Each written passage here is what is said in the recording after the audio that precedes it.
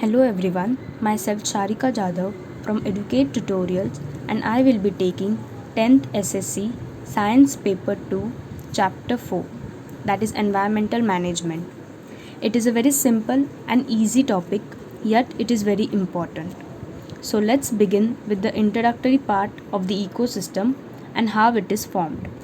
So ecosystem is the basic functional unit used to study ecology. It is formed by biotic and abiotic factors and their interaction between each other. Now what is biotic?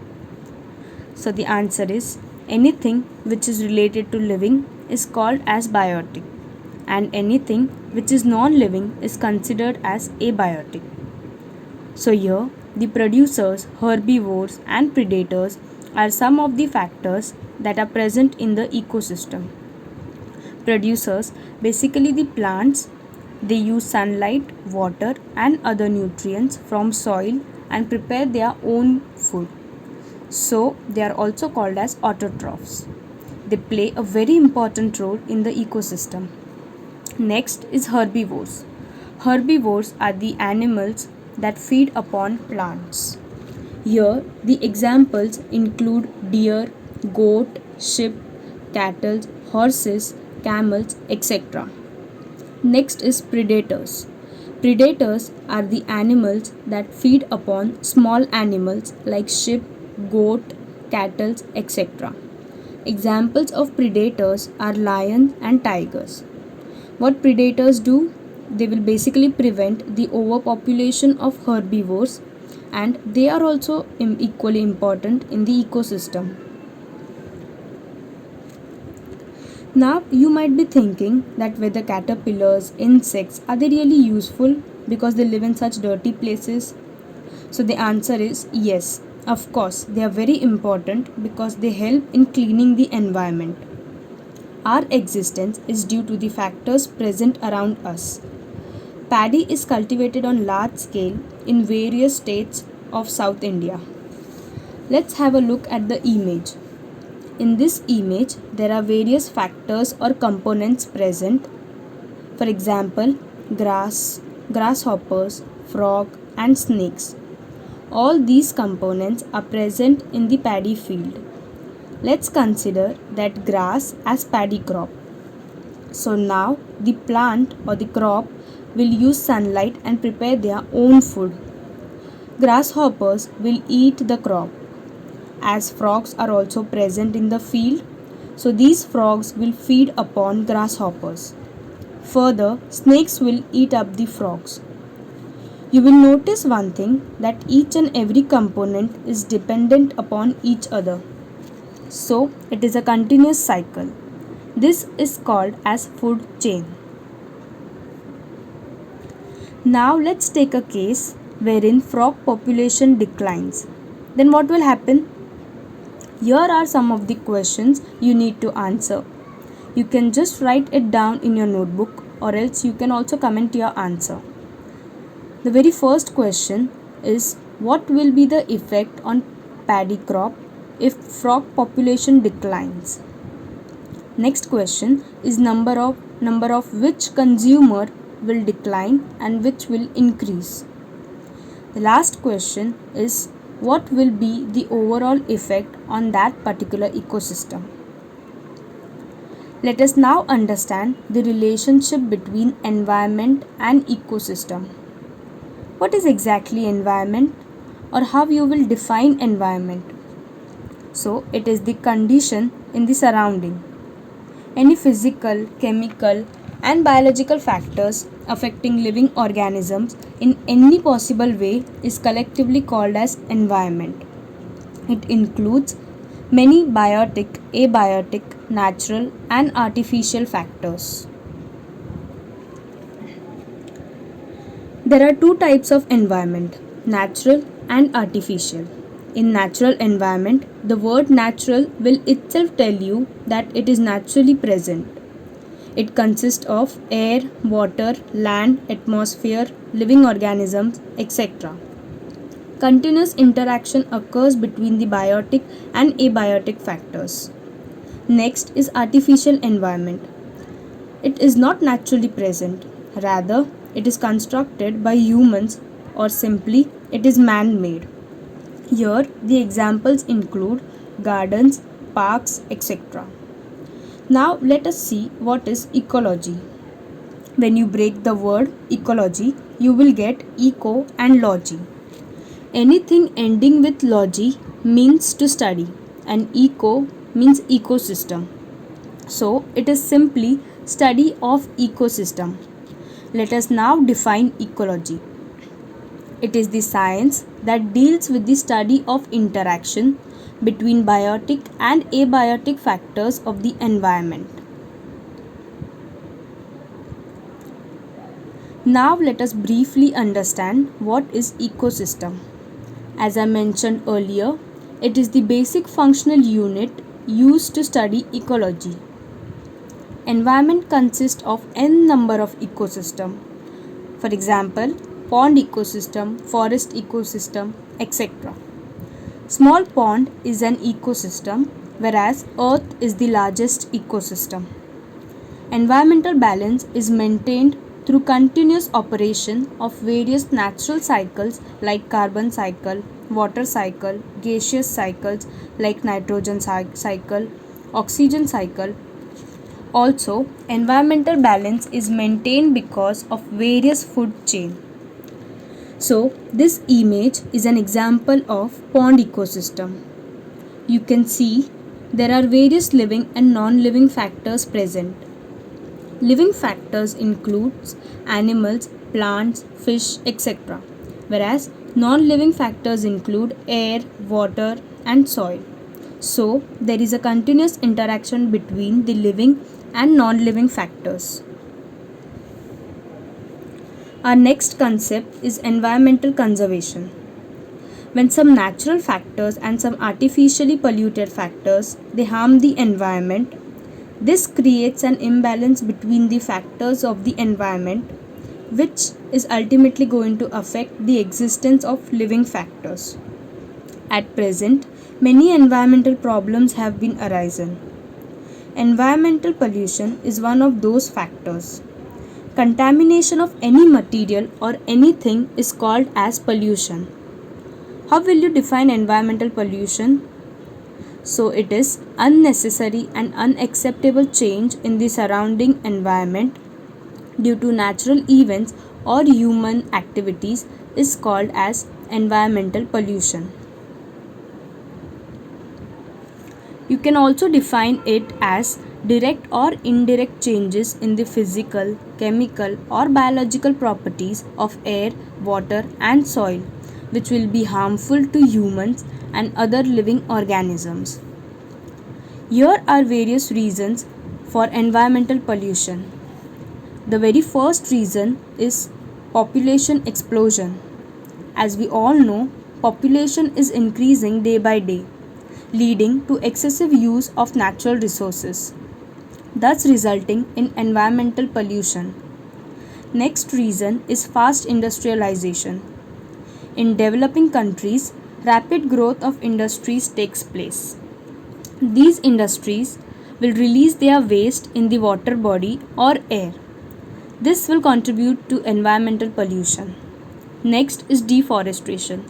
Basically cutting down all the trees or clearing the forest. This is one of the reasons for environmental pollution. The next reason is indiscriminate use of natural resources. That is excessive use of natural resources. This leads to ozone layer depletion, global warming, pollution, etc. The last one is unplanned urbanization. That is setting up towns or local areas without proper planning of infrastructure.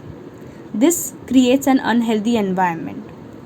So all of these reasons are responsible for environmental pollution. There are various types of pollutions. For example, air pollution, water pollution, sound pollution, soil pollution, light pollution, etc. are occurring.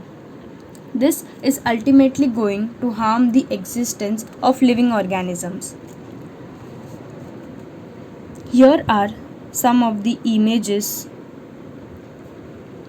Here are some of the images of pollution.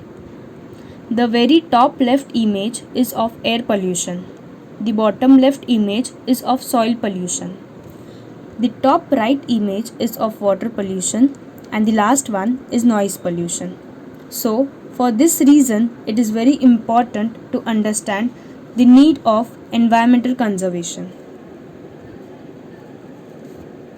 So, why there is a need to conserve environment? Is it that important? So, let's see.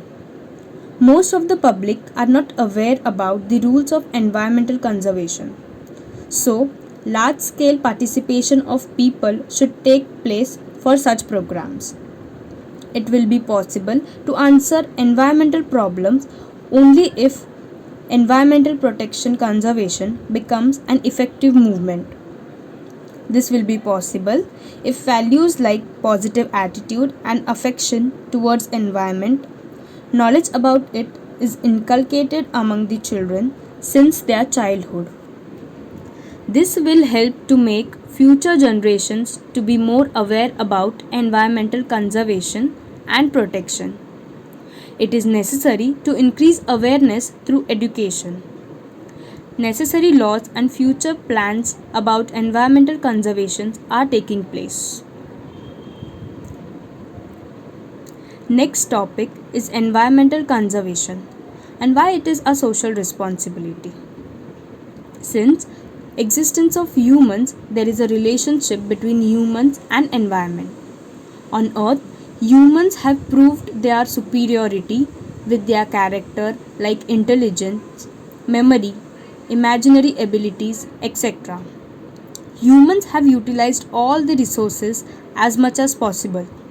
In order to get a satisfactory life, humans kept on snatching all the natural resources and this has led to increase in problem. Humans play a very important role in maintaining environmental balance. If humans disturb the environmental balance, they themselves can conserve and improve it. General public is unknowingly harming the environment by their activities like excessive mining, excessive use of natural resources, etc. Let us now understand what is biodiversity. Living world had been richly diverse with variety of plants and animals. Have you ever noticed that we are not able to see some specific animals which we had listened from our earlier generations? Why is this so? Who is responsible for it? Have you ever thought about it? If not, then start thinking. Richness of living organism is due to the presence of varieties of organisms, ecosystem, genetic variation within the species. It occurs in three different levels: genetic diversity, species diversity, and ecosystem diversity. We will see it one by one. The very first is genetic diversity. It is the diversity among the organisms of the same species. For example, each human being is different from one another. Why is this so? Because of genetic diversity, that is, difference in their genetic material. If there is a decrease in diversity within the species, then wiping out of species takes place. Next is species diversity. Innumerable species of organisms occur in nature. This is called as species diversity. It includes various types of plants, animals, and microbes. The next is ecosystem diversity. It is formed through interaction between plants, animals, and their habitat and changes in the environment. Ecosystem has its own characteristic animal, plants, microbes, and abiotic factors. Many people in the society are voluntarily coming together to perform such programs. Many institutes at state, national, and international level are involved in such programs. Now let us understand what is biodiversity hotspot. So it is basically a region or location where there is an existence of rich biodiversity, but at the same time it also faces threat of destruction. 34 highly sensitive biodiversity spots are reported. At present, 86% of sensitive areas have already been destroyed. Only 2.3% area has been left over with sensitive spots. It includes 1,50,000 plant species, that is 50% of world count. In India, out of 135 species of animals, 85 species are found in jungles of Eastern region. Approx 1,500 endemic plant species are found in Western Ghats. What is endemic plants? Endemic plants are the plants which are found at a particular region or specific location. Total in entire world, 50,000 are endemic. These are the 4 biodiversity hotspots in India. That is Western Ghats, the Eastern Himalayas, Indo-Burma and Sundalands. Now let us see the classification of threatened species. The very first one is endangered species. Here, either the number of these organisms decline or their habitat shrunk to such extent that they can be extinct in future. Examples include lion-tailed monkey, Lesser floricans. The next is rare species. Here, the number of these organisms is considerably declined. Organisms of these species being endemic, it can become extinct very fast. Examples of rare species are musk deer and red panda. The next is vulnerable species. Here, the number of these organisms are extremely less and continues to decline. Examples include tiger and lion. As we all know, the population of tiger is declining day by day. The last one is intermediate species. Here the organisms appear to be endangered, but due to their some behavioral habitat, there is no definite and sustainable information about them. Example of intermediate species include giant squirrel. Here are some of the previous year question paper. The top half of the slide is the question paper of 2019, whereas the lower half of the slide is the question paper of 2018. You can have a look at what type of questions they basically ask.